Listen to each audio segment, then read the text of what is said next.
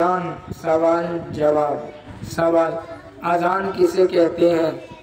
جواب: مسلمانوں کو نماز کی طرف بلانے کے لیے ایک خاص اعلان کو اذان کہتے ہیں۔ سوال: اذان فرض ہے؟ جواب: جی نہیں، بلکہ 5 وقت کی فرض نماز جو جماعت کے ساتھ مسجد میں ادا کی جائے اس کے لیے اذان سنت موقوفہ ہے۔ سوال: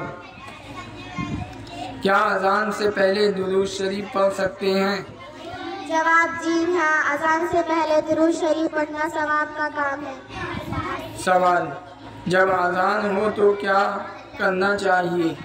جواب: اذان کے احترام میں گفتگو اور تمام کام چھوڑ کر اذان کا جواب دینا چاہیے۔ سوال: اذان کے الفاظ کیا ہیں؟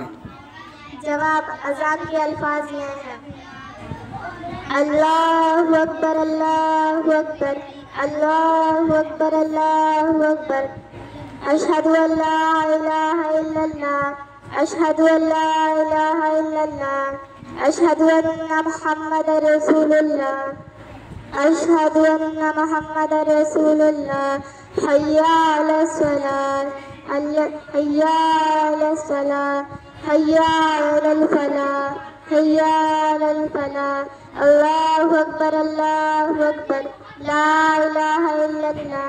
سبحان اللہ۔